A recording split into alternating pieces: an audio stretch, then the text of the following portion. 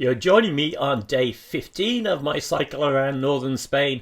As I leave Ribadeo, I'm now heading east and I'm heading eventually for Bilbao and the ferry home, but we're a few days away from that yet. First off, we're crossing the Ponte de Santis, a 612 metre bridge. That's the motorway running alongside me, so it's quite an exciting crossing with the lorries passing. Now, I always knew in this trip that there was a chance of heavy rain, and indeed, where else would that happen but as I crossed into the Costa Verdes, the green coast of Asturias. So that's named because the fields of it are green all year round, and coming from Ireland, I know that means you've rain all year round.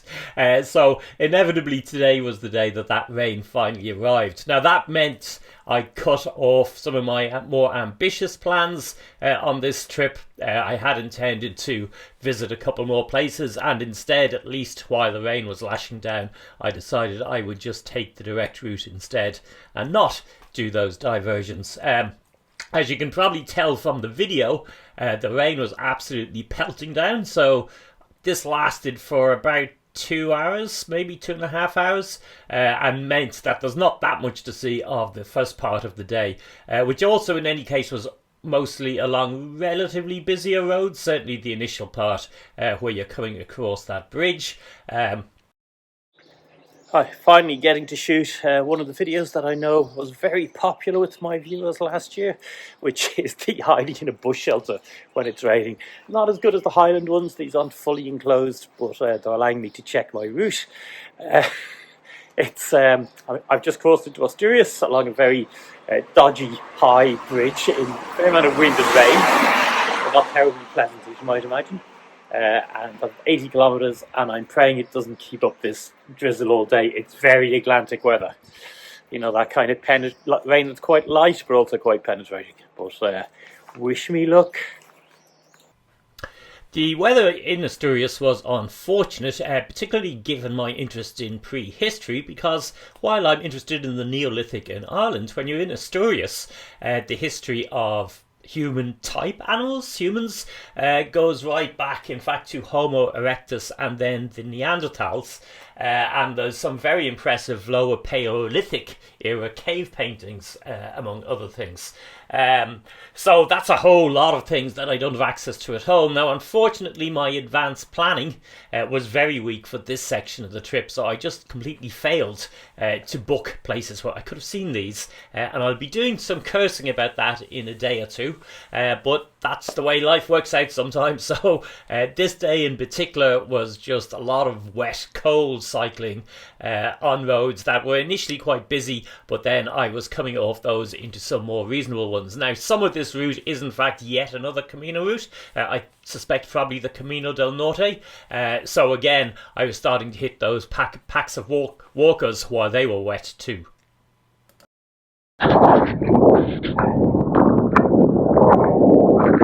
Sure, I'm running video off. Well, it turns out my GoPro 11 isn't capable of recording sound in the rain. That was totally unintelligible.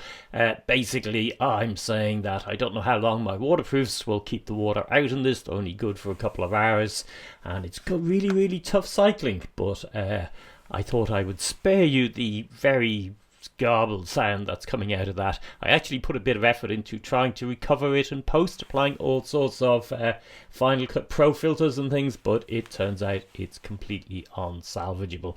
But I thought you might enjoy the obvious suffering that's happening here as I'm basically just dripping wet.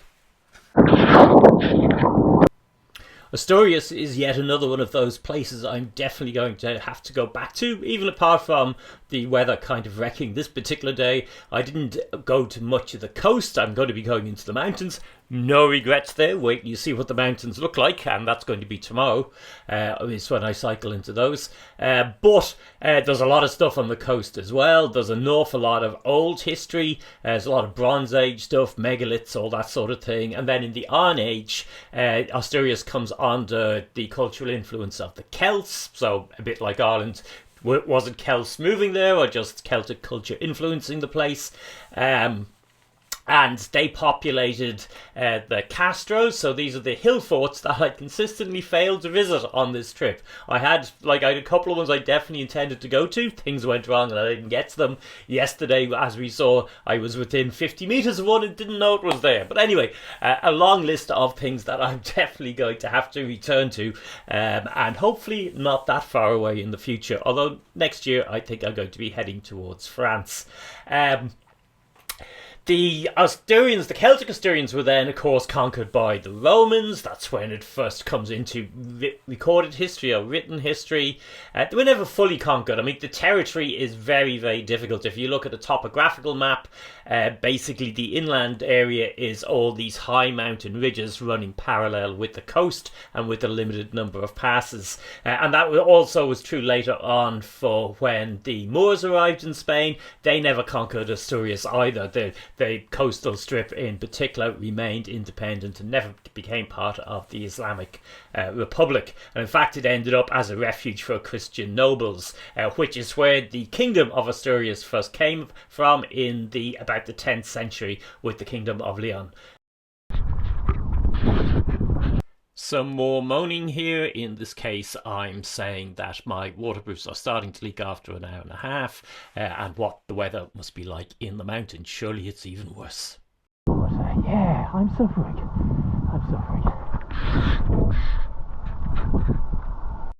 The weather is the one unpredictable challenge of cycle touring. You can plan for everything else. You can research how steep the mountains are, where you can stop for a coffee, where you might be able to sleep. You can even plan wild camping spots if you're travelling around that way. But the one thing you won't know is the weather. And the weather can be extremely variable in parts of the world, including the parts I seem to like touring in the most. Certainly Ireland and Scotland, you might have days where it just lashes rain. And if you go back, in fact, in the archive and have a look at my tour of Scotland, which I did in 2023, the whole period where I'm doing the kind of sweep up from Ullapool onto the north coast and around to Orkney was one where I hit strong winds and rain, which on the terrain up there, if you're familiar with it, is no joke at all, and meant I was just constantly wet and damp, which is quite unpleasant.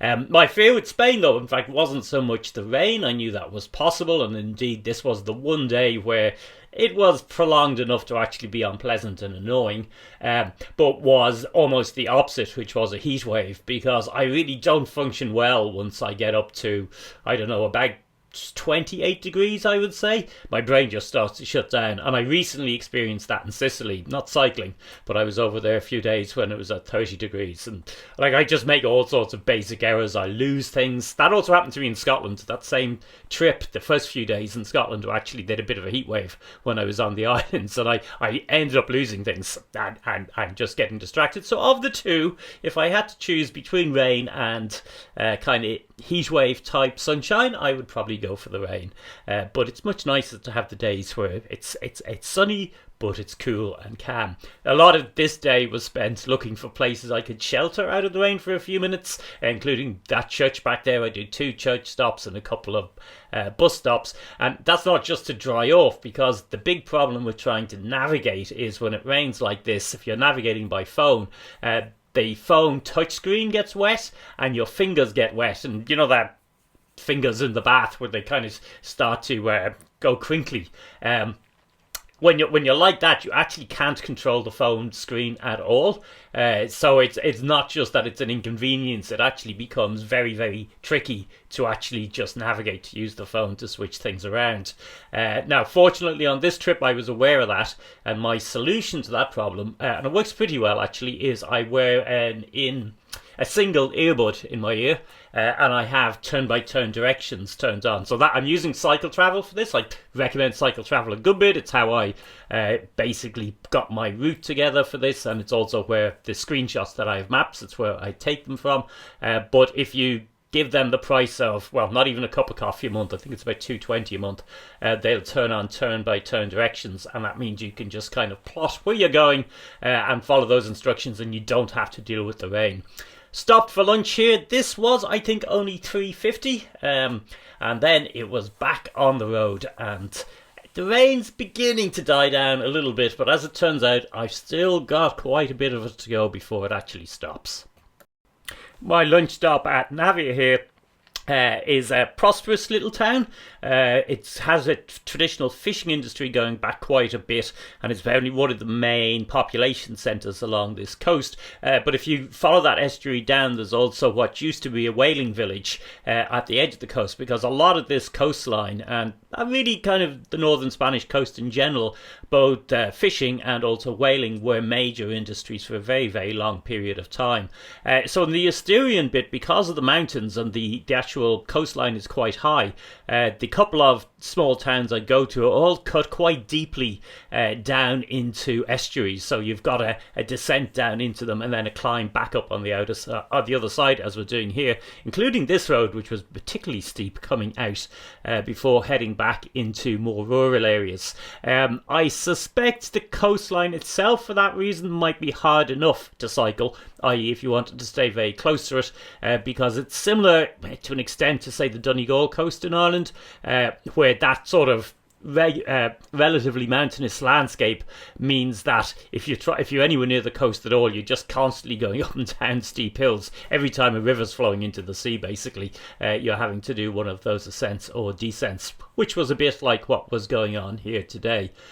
The mountainous terrain, of course, doesn't stop at the coastline but continues underwater. That's part of the reason you had whale industries along these coasts, is because the Bay of Biscay does see several species of whale come into it, and part of the reason for that is that there are very, very deep trenches in the bay. So one of the things those whales eat is giant squid, and actually this coastline is among the most common sightings of giant squid in the entire world. At least 50 have been landed here and have been recorded, at least one a year. Now, how big are these giant squid? So the answer is that the females can be 13 metres in length. Now, rumours that there have been reports of ones up to 20 metres, but the largest that's ever been properly measured has been 13 metres. So that's about a 7-story building, so they're about as big as small skyscrapers, I guess you could say. And the actual body part, so that's including the tentacles, but the body part is still a good 5 metres, so that's like a 3-story house. So these things are really huge, in other words, and their eyes are basically about the size of a dinner plate, almost a foot across in old measurements. Rain may be finally dying down, a bit hard to tell, but yeah, pretty miserable day. I cancelled part of what I was intending to do, which was to go up the mountains to an age settlement. No point doing that in this weather, I won't be able to see anything. So I'm not that far from my destination, but yeah, Jesus, wet. Now, the giant squid are known locally as, I think it's pilones, which means peeled, because the skin tends to come off when you catch them. And they were an oddity for centuries, with the first one only actually being formally dissected in 1995. And since then, there's been a bit of a conservation effort to study more of them in this coast.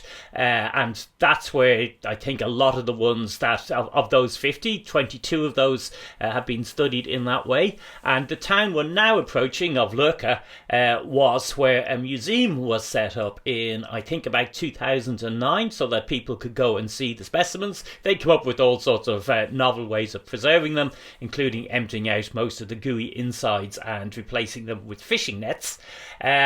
But that museum was destroyed in a storm, which seems very suitable for a giant squid museum, I have to say. And then after many years of debate, only got replaced quite recently. And it sounds like there's quite a backstory to the various battles and conflicts around giant squid preservation and study along this coastline, including an unfortunately unsuccessful attempt to actually film them in the sea.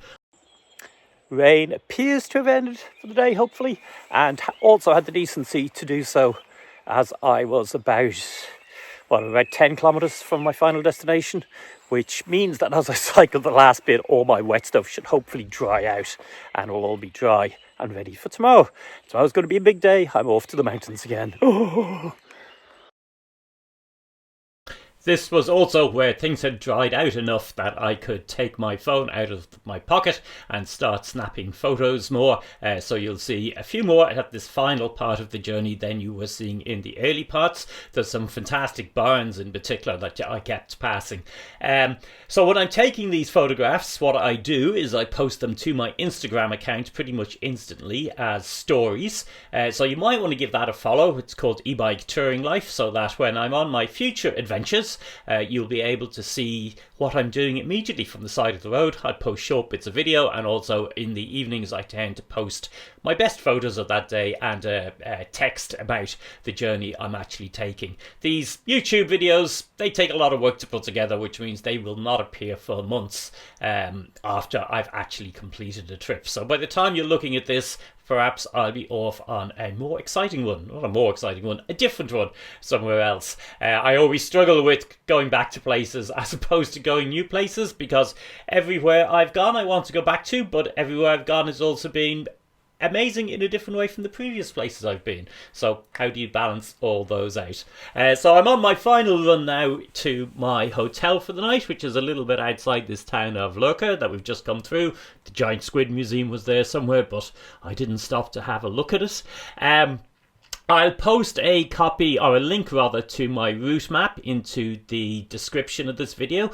So have a look at that if you want to copy me exactly. And if you're familiar with this coastline, please do post any corrections, comments, additional suggestions to it.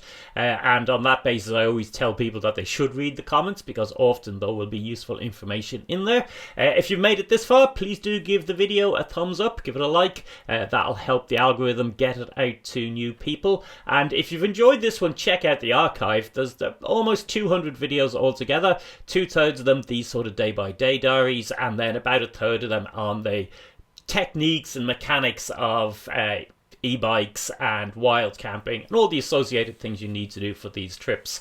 The final thing of today was this little dead end down to a coastal village. I thought there was a road I could follow, but that was it, and I was going, I'm not trying to cycle up that. So then it was back up to this N634. So N634 is this main road, but there's not much traffic on it because the traffic is all on that motorway that you can see above us there. And then my hotel for the night was actually on a bend in the road.